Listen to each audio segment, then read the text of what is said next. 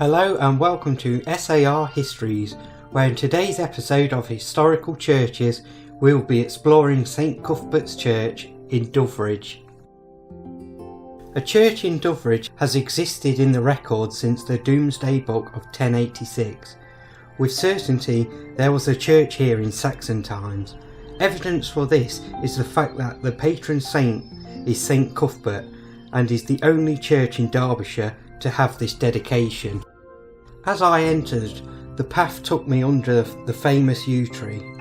This is estimated to be around 1,400 years old and amongst the oldest trees in the country. If local folklore is to be believed, it was under this tree that Robin Hood married Maid Marian. The church that we see today is a blend of different styles of church architecture, gradually evolving over a period of 300 years from about 1200. The essential fabric of the church has basically been unaltered for 500 years, with any change largely being confined to fixtures and fittings. The pews are Victorian, and before then, simple wooden benches would have been used. An interesting feature is that the chancel and the nave, which are normally identical alignment elsewhere, are slightly off-centre from each other. During the 1400s, major extensions were made as the chancel and the nave were raised to allow the insertion of the large east window. It was at this time when the spire was also added, and if you look up at the walls you will notice the building line clearly from the different types of stone and their sizes.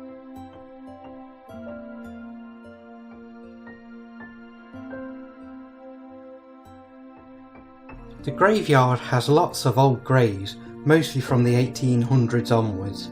The most prominent of these graves are that of the Cavendish family of Doveridge Hall. In places you will find new graves amongst the old and empty spaces where graves once were.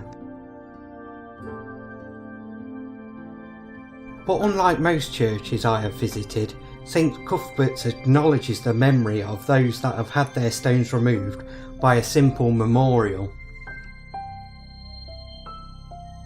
This is a simple yet nice touch, and I hope to see it in every church.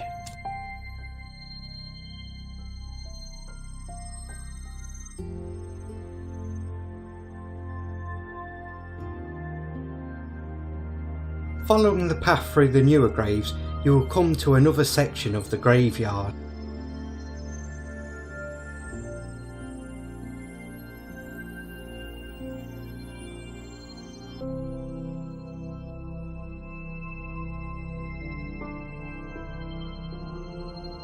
This part is on a hill, and sadly many of the graves here are difficult to explore.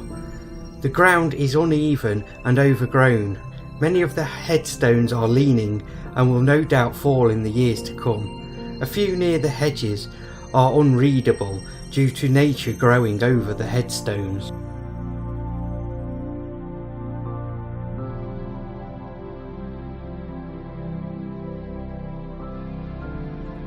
But even this part of the graveyard is being reused, and you will find newer headstones mixed in with the old.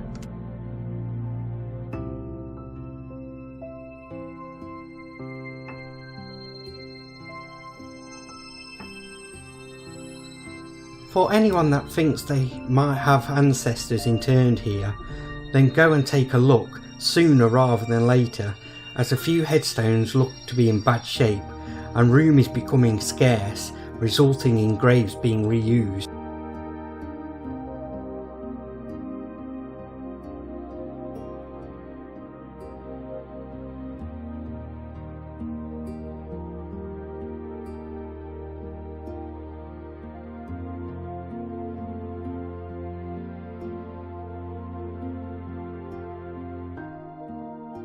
During my visit, I happily found that the church was open, so I went inside to explore.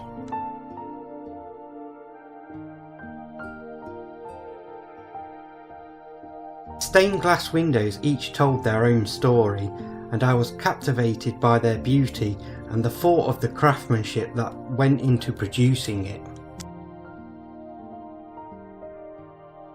The church's quietness offered peace and a chance to reflect upon all those that came before to worship. I felt a connection to the past and enjoyed looking around.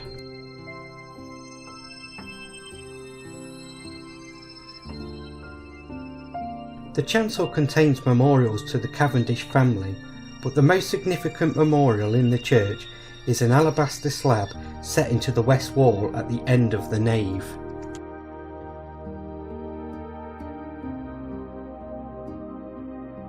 This used to be in the floor, and it is believed to be the stone from the grave of Robert Kniveton, who was appointed vicar of Doveridge in 1359.